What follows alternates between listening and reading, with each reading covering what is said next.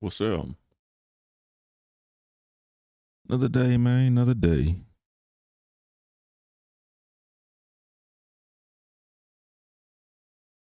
Safe. Mess with the hoodie. Or what?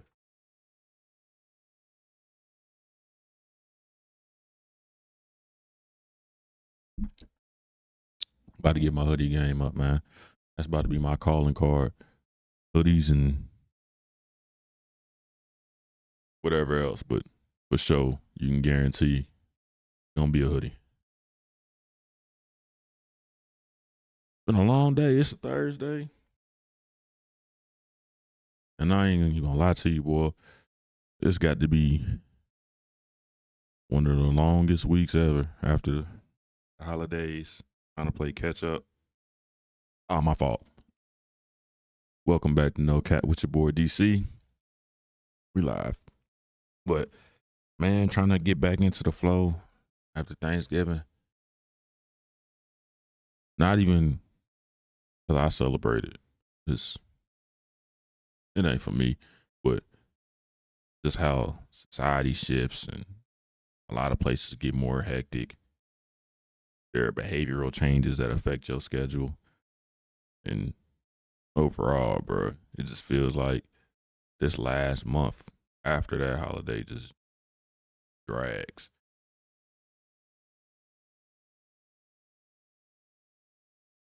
Because when you got 3 different holiday weekends, breaks, whatever, however your schedule fits around it, it basically just feels like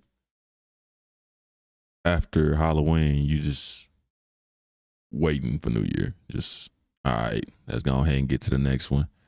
Let's see what's going to happen. Because all you're doing is working for a little bit, going to school for a little bit, going on break, coming back, doing just a little bit more, going back on break, doing a little bit more, going back on break, on and off, on and off. You get to the point, you just like, man,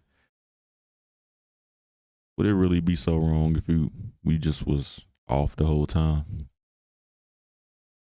But that's neither here nor there.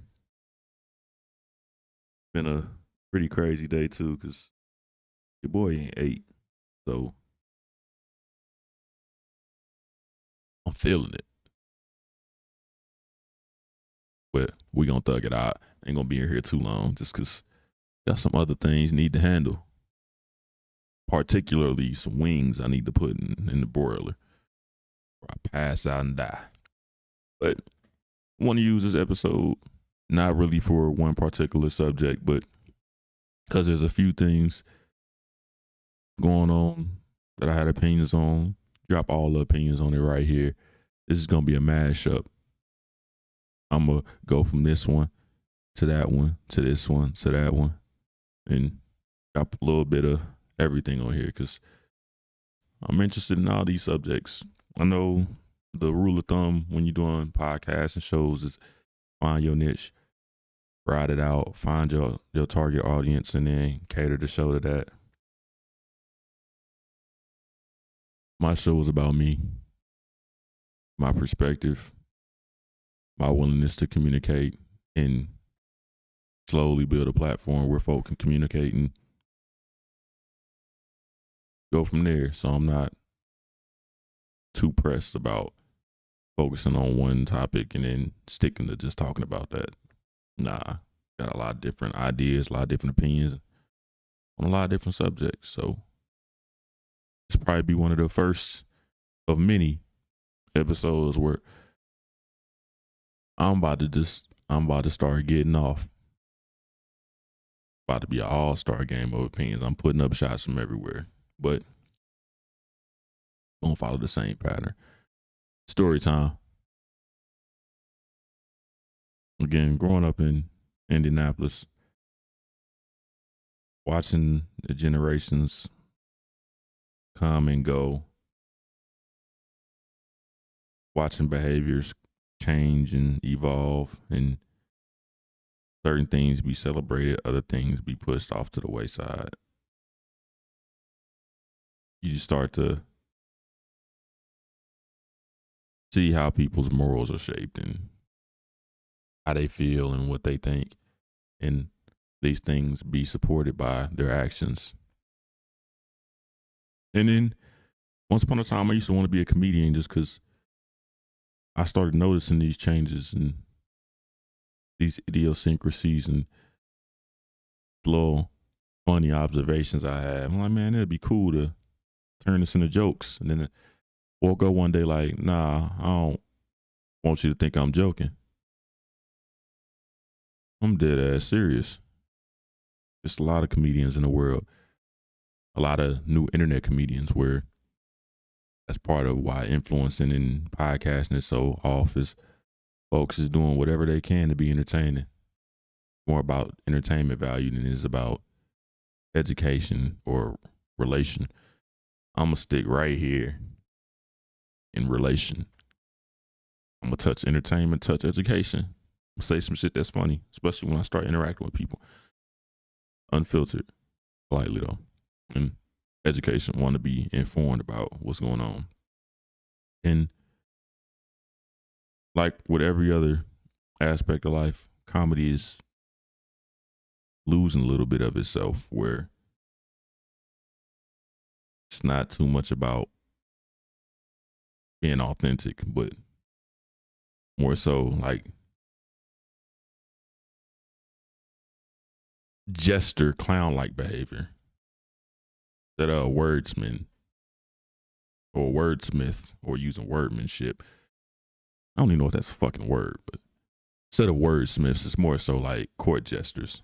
I'm gonna do outlandish antics to be funny. So I was like, yeah, I'm cool off the comedy shit, but I still need to figure out what to do with these observations and see if I'm the only one who's observing this shit or only one that's seeing it. And then me being so direct, man, a lot of it be like so far out of left field to other people, but to me it's like, nah, it just is what it is. For example, right? Selling pussy is so celebrated and so normal. It's crazy. And it's in different forms. OnlyFans, that's the kind of prostitution Pimp C was talking about before he passed. Webcams, internet. You can get all the tricks in the world through the internet. Prostitution. Sugar baby.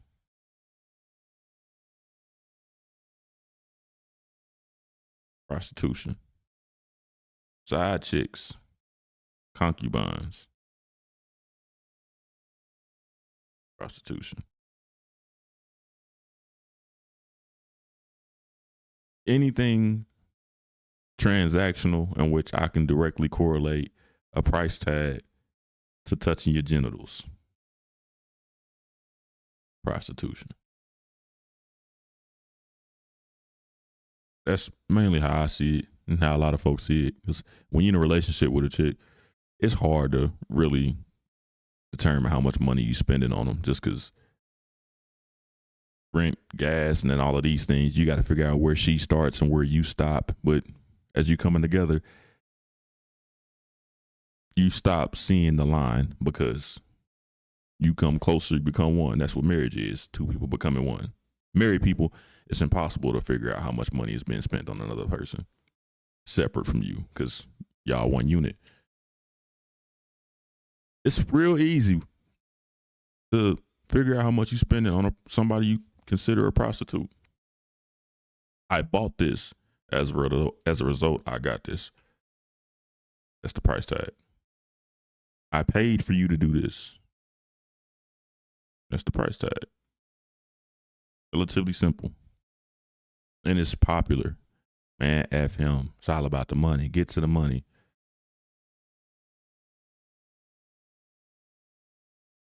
Thing about prostitutes is prostitutes and wives don't really move in the same circles. All throughout history, like I'm big into history and Japanese influence and Korean influence, watching anime and shit, watching old historical biographies and History Channel. there was a crop of women that were considered good wives who were put over there, and then there's a crop that's considered that's put over here. And then you got the group that's in the middle, like you be lucky to get to that side and understood if you go to that side. But we in a space where it's casually talked about. Folks is comfortable with the exchange of sex openly. And with that idea, right, I had a thought. And often I'll take these thoughts and I write them down. And wrote a lot of them down with no space to put them. But now I got the podcast, man. I'm put them shits out here. And I wrote, I don't understand how you can sell pussy online but be too dignified to fart in public. Again, I told you a lot of this would be left field, but it's not a left field to me. Folks are comfortable talking about selling pussy online, but too proud to fart in public.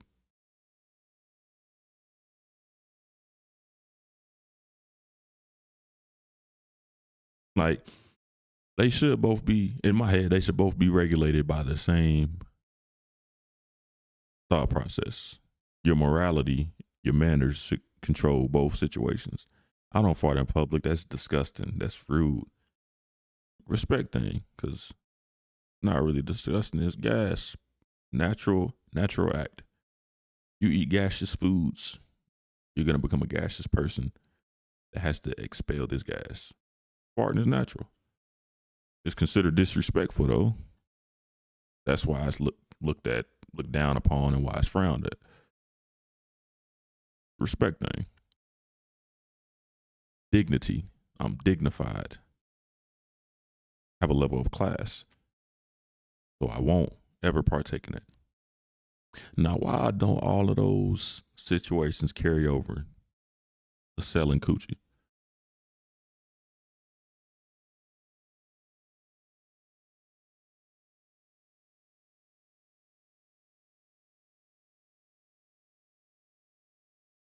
It's the damnedest thing for real, because I know a lot of people never thought about that, but if you would have asked somebody who's comfortable, like posting they tag up there, this is how much it costs, or somebody who openly did OnlyFans, or I'm looking for a sugar daddy, or somebody who, somebody who's selling it. Why are these people uncomfortable like fart in public?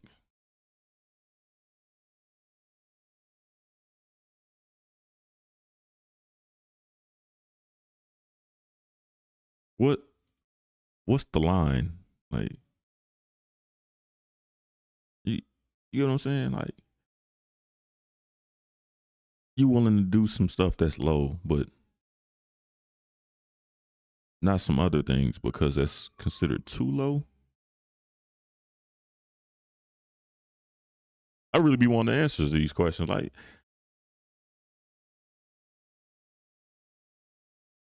who created this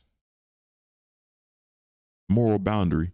Because the moral boundary used to be respect meant everything. So you don't do anything that disrespects your family or dishonors your family. Honor and respect. Honor and respect are everything. Uphold it at all costs, especially outside. Honor and respect don't really mean too much in American culture. Capitalists, your respect comes from your money. And honor, subjective. It's just like the street code. It's rewritten based on who's reading it.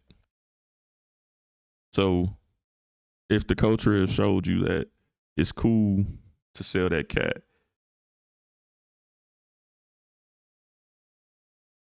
somebody have to outwardly like just start walking around passing gas and recording it in order to show that. I'm gonna get off it, but that's just an example, right? Just it's interesting how this is a thing, but this ain't a thing, and they're the same thing. Like, Another example, right? Not too long ago, maybe a year or two back, McDonald's dropped a commercial, and the commercial said, "Come try our new 100% all beef patty burger."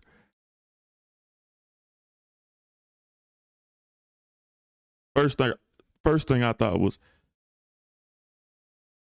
"What you mean it's the new 100% beef burger?" So they wasn't 100% beef before? Then what the fuck is they made of?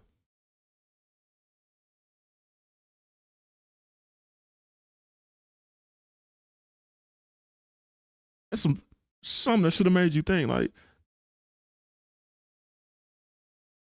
100% beef, the all new 100% beef burger.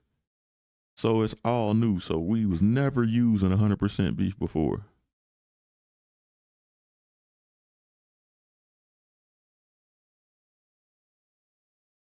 And folks just all overlooked it.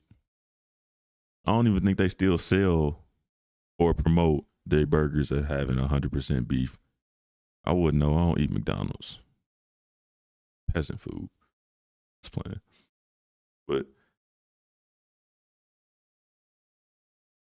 that being a microscopic example, if you walk through stores, right, you now have to look and seek out items to be 100% what you expect them to be. Like 100% pure juice, no additives, no artificial flavors, not from concentrate. You wanted grape juice. This juice right here, this pint of juice, $27 a pint, is 100% grape juice, nothing else.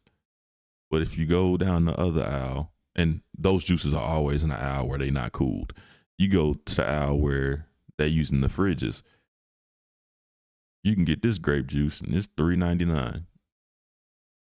But I had to walk around the corner to get the one that said 100% juice. So there's a difference between just juice and this. What's this then? Turn the ingredients list around, you look at it. A lot of it is some shit that you can definitely tell come from a laboratory. Ends in 8, ion, fate,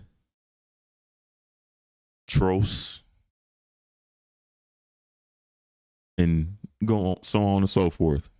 One of the things that I learned from my mom, and I learned growing up, is it's some things that you just can't go cheap on. And I took that and ran with it, where I'm not going cheap on nothing. Everything has to be quality. Everything. Socks, drawers, toilet paper, paper towels. I got paper towels on my house you can use like washcloths. But not playing. And it lends itself to food too. Like, I don't know when the last time you went grocery shopping or where you do your grocery shopping at, but they put all the name brands right at your eye level. So you rarely look up or look down or around any of the brands. Or they'll put all the unhealthy shit in the aisles that's closest to where you're gonna be at. The beginning of the store, all the fruits and shit.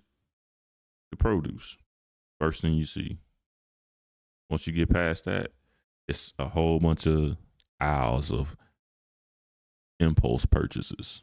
Or close to the register, a bunch more impulse purchases.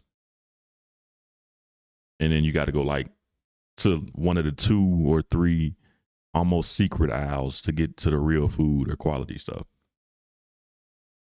One of the few examples where that's not the case is the cereal aisle with maple syrup.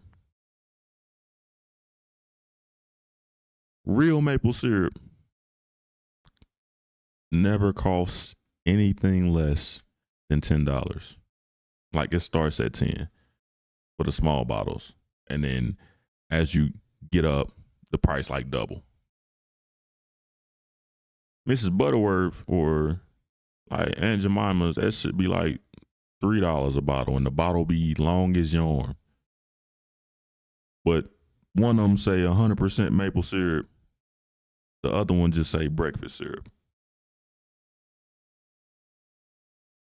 At what point in society, because I'm not old enough to remember, did shit go from being 100% what you was looking for to we replacing what you actually looking for with this cheap shit? And now the cheap shit is going to take the place of what the ingredients you actually are looking for are. And you gotta have to go out of your way to get the real ingredients.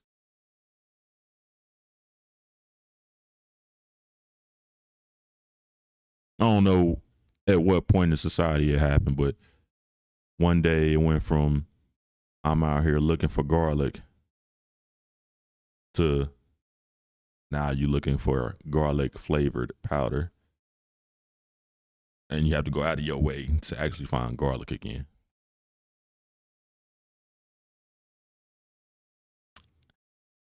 Should make me uncomfortable. But it's one of those things I notice. It's like, it's starting to creep over into like social life too, where one of the biggest motivators is reproduction and men are hunters. Now imagine you wake up one day and now you have to like read a tattoo on a woman's body, or you gotta read the birth certificate, or before you have sex, you gotta find some kind of identification that says 100% pussy.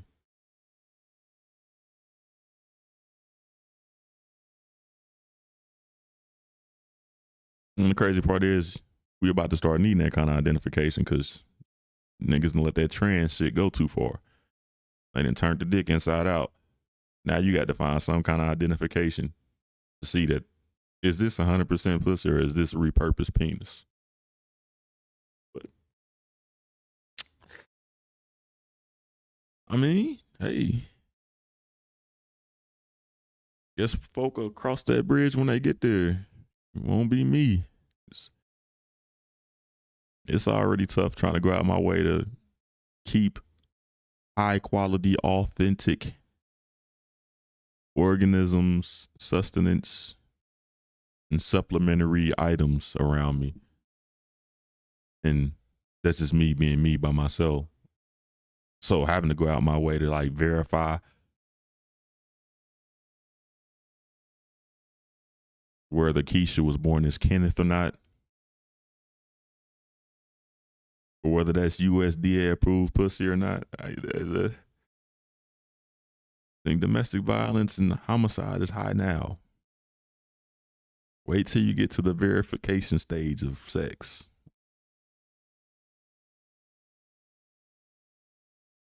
I don't mean the consent stage, because consent is always there, but the part where you got to verify that these are the tools that I was looking to work with.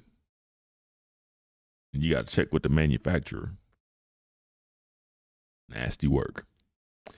But on the sports, I'm a big sports fanatic, or I'm trying to stay connected to it because that was a lot of my childhood and a lot of life, just being invested in sports. But I haven't watched too much. As you can see, it's Thursday, so should be football today. Who's playing? I don't know. Don't really care. I'm gonna be able to watch the entire game in a 3-minute cut up anyway. The highlights are just as entertaining as the entire game. And a part of it that makes football hard to watch is, shoot, there's so many commercials and so little football being played. Like, let me look it up. Who's playing? Detroit and Dallas. All right, bet. Little experiment. From And you can do either way, either one, from the pregame show or from, let's say, from 8 o'clock when it says the show actually starts. Count the amount of commercials that occur during the game, and then count the amount of offensive plays the team you're rooting for runs, and see what that ratio looks like. I don't know. For some reason in my childhood, it felt like every team ran like 60 plays. And during that time, you might see a total of 20 commercials throughout the entire game. You might see 20 commercials halfway through the first quarter now. So it's branding, it's the marketing, it's the capitalism. Make it not worth watching no more, because now it's just commercials featuring a football game instead of a break from the game. You get what I'm saying? Like, it's oversaturated. So I don't tend to tap in with football, and fantasy football make me not really care what's happening with the teams anyways. Just get his numbers. I need bragging rights. This fictional team that I put together is performing well. I need to be able to say that. But the sport I'm really interested in, basketball. Simply because, and this is an opinion I share with my guys, in every sport, there's never more than 5, from good to great, there's never more than 5 good to great GMs in a sport in 1 year. Doesn't matter what the sport is. It doesn't matter what the year is. You can look at a year, you can look at a sport, and there will only ever be 5 good to great GMs at the same time.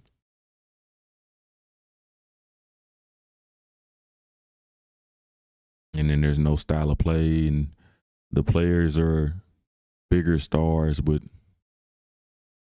less impressive than ever before. So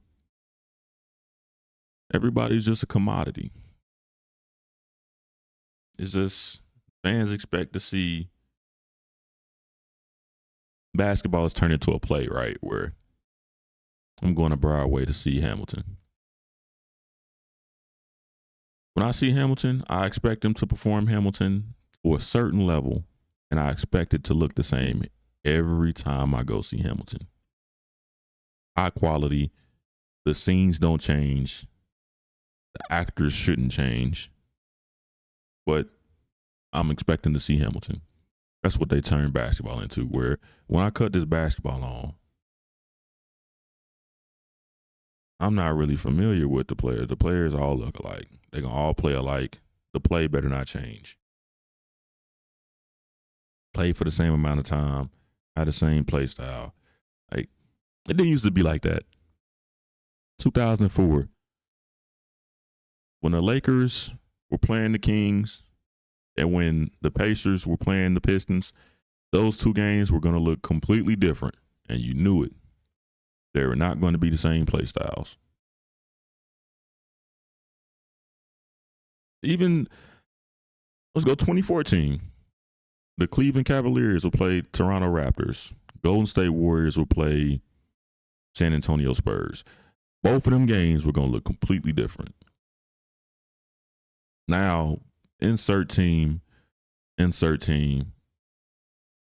going to look the same. I'm not watching any basketball right now. Like, there's nothing on the phone. There's nothing playing.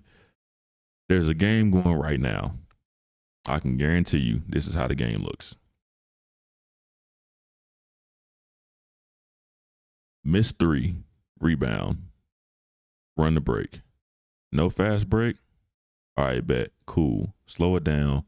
Pull the ball out. Give the ball to star guard or ball handler. Pause. Run a pick and roll.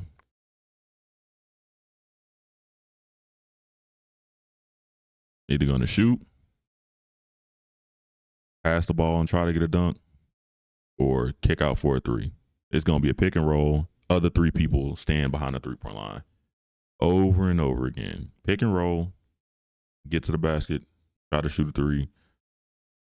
drive to kick to a three, pass the ball to the screener, they kick out for a three, or they run toward the rim, or pass it to them and they pass it back and we start all over again. Every game's going to look like that.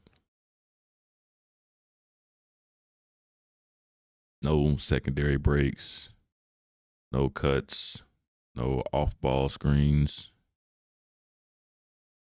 no baseline cutting, just pick and roll, run, shoot three, get fouled, shoot free throws, come down, pick and roll, back and forth.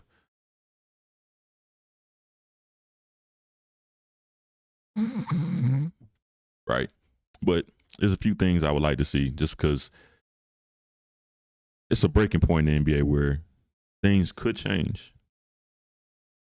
Slowly but surely, one or two teams are starting to implement their own style. And with those one or two, they're starting to have success. That's going to lead to more doing the same thing. Like OKC have their own play style. They won a championship. And their play style isn't one where, like, the Boston Celtics shoot the Warriors shot threes, I'm going to shoot threes. No, the Thunder, we have a lot of guys who can play defense, so we're going to clamp you. That can't be replicated because you don't have the pieces for it. Detroit, we got one guy who can score as a dog, and we got a bunch of guys that can beat you up. So we're going to play defense, but OKC's defense is perimeter based. Ours is in the paint. So shoot, you come in here, you're gonna get beat up, and we're gonna out rebound you. Houston, shoot, we got some dogs who can score, can play some good defense, but we bigger than you, we're gonna out rebound you. You got a few teams that's starting to pick up and impose themselves and demonstrate that they have an identity, or starting to show, because Houston doesn't even have a full identity yet. They just got some real good ass pieces. But need some more GMs to start tinkering and start kicking around some ideas and start implementing their own identity. And with that being the case, there's a few moves that should be made, because another team that's popping up with their own identity, Miami. They completely different from what they were with Jimmy Butler. Right now, Miami is running. We gonna grab the ball off the rim, or we gonna grab it out the net, and we gonna run. I mean, like Phoenix Suns, 7 seconds or left, 7 seconds or less run. But they don't quite have the team for that. And in my opinion, it's a move they should make. You got Norman Powell already. So, trade Tyler Hero. For who? John Morant. The contracts is not that far off. If anything, Tyler Hero might make more money than Ja because of the Bulls trouble he got into. But Davion Mitchell, cool with backup point guard. You get Ja Morant, Norman Powell, Andrew Wiggins, Bam, and then Khalil Ware as your 5. Crazy. And then your style would be there, because you got Ja, who can't really shoot but can get to the basket whenever. Bam and Khalil Ware, who can set screens, pick and pop, or pick and roll. Norman Powell, who's a bucket getter and can shoot. Andrew Wiggins, who's a slasher who can also shoot. Make your team so much more dangerous. Tyler Hero's just, he's a less good version of Norman Powell at this point. Younger, but not as good. Another move that could be made. Brooklyn. They got Michael Porter Jr. chucking up shots, good 3-point shooter. These niggas drafted 5 different players in like the first round. That's unheard of. You just trying shit at that point. That's like me dating. I'm about to take 5 different women on a date to the same spot. Whichever one I have the most fun with is the one I'm gonna keep messing with. It's crazy. But it might work. Hold up.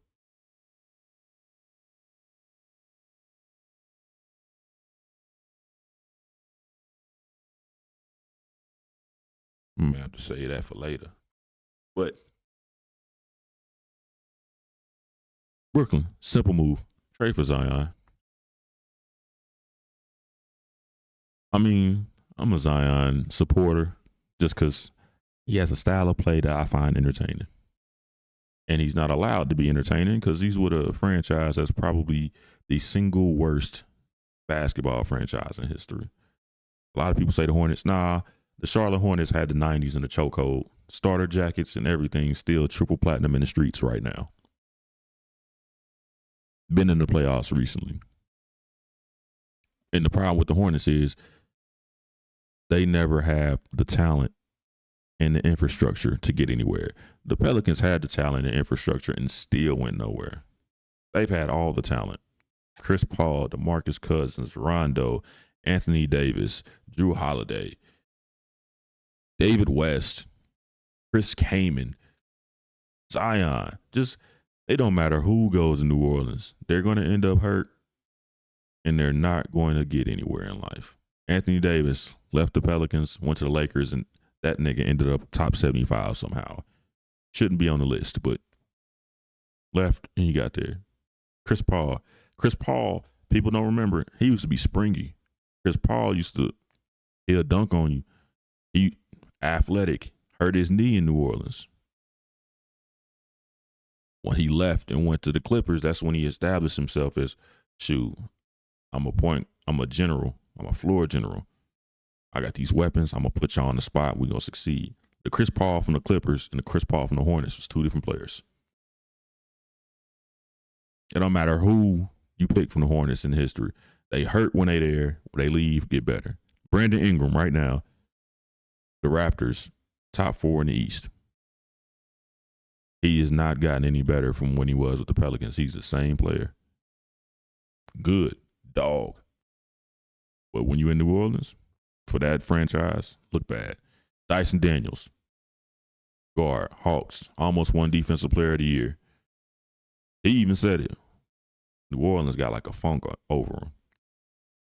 Nobody can get right out there. Trade Zion to Brooklyn. Get some of them young players and get some of them picks off of them. Zion fits well with a shooter. Him and Trey Murphy III, they should fit, but New Orleans got a problem where they want everybody to handle the ball, and everybody shouldn't handle the ball. Michael Porter Jr. ain't going to have that problem. Shit, I'm only handling it to shoot it. Only problem is you got Zion with Cam Thomas that actually would fit better than people think, because despite the popular belief, Zion Williamson is the shooting guard playing power forward. Because he's strong, people just put him at power forward. That man's a shooting guard. He can handle the ball. He's a good decision maker. He should have the ball in his hands. The power forward is the position on the floor that touches the ball the least, outside of center. But if you got a good center, you're going to force him the ball. Power forward is that awkward spot where you're not the oldest child, you're not the youngest child, you're not even the middle child. You like the second born. That's an awkward position because you don't really stand out from nothing. Especially if you're not like the first of either sex. Like say you a boy and you got an older brother, or you're a girl with an older sister. You don't really stand out. You just there. That's what the power forward position is in basketball. Send Zion to Brooklyn, man. Him, Michael Porter Jr. Watch him turn into everything that he was supposed to be in New Orleans. But if I was New Orleans, Brooklyn, you probably should get Herb Jones too, because y'all suck. And in the last trade, Giannis to New York, Giannis is probably going to go from like Mikal Bridges, Mitchell Robinson, another role player, and some first-round picks. But the one player that they shouldn't trade is Mikal Bridges, because he's the one that fits next to Giannis the best. 3-and-D, healthy, reliable. But that's a few of the situations that need to get handled. 2 other stars are going to get traded too. No evidence of it, just Got a feeling that there's gonna be 5 stars, like legitimate stars, traded before All-Star break or before the trade deadline in the NBA.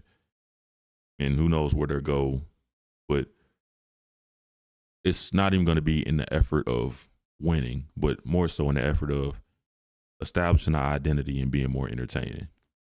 That's the biggest problem the NBA got, is bringing entertainment back to the league. Shit ain't worth watching right now. Not to mention the All-Star game, bruh. The international players are better than the U.S. players. So how you gonna give the U.S. 2 teams and the international 1 team? I can tell you that 8 international All-Stars right now: Wemby, Jokic, Giannis, Shea, Luka, Denny Avdia from Portland, Josh Giddey from Chicago, and Sengun. That's an easy 8. They deserve 8 more spots. Because what about Wagner? The bonus. We can keep going with that too. Now, who are the 8 NBA American All-Stars? Ant-Man, Steph, LeBron, KD.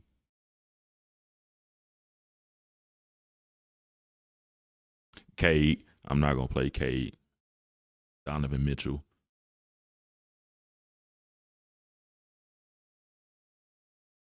Jaylen Brown.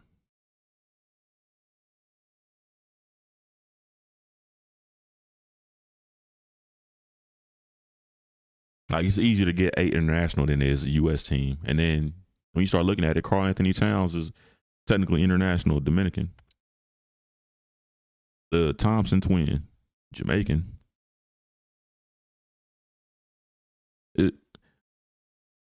You want to bring the entertainment value back? Easy. You want to bring the All-Star game back? Easy.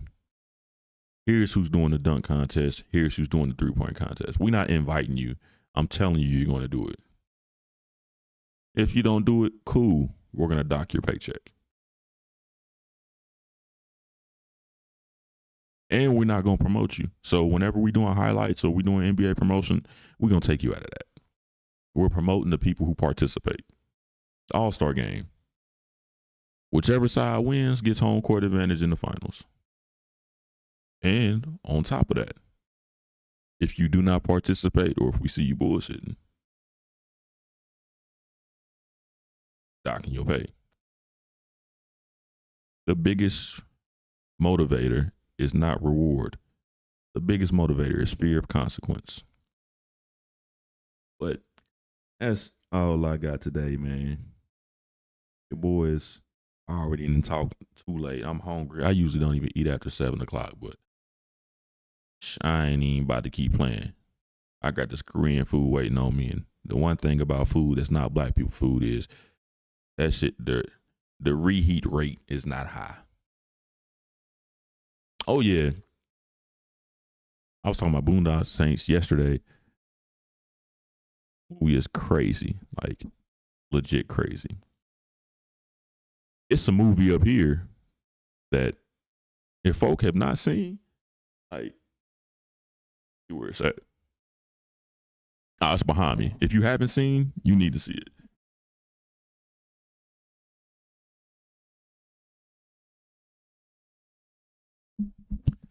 Blazing Saddles. If you've never seen Blazing Saddles, especially if you black, you uncultured. You ever watched Scary Movie or any satirical film, Black Dynamite, The Boondocks? Your black ass need to watch Blazing Saddles. Cut that shit on. See you tomorrow. Yeah.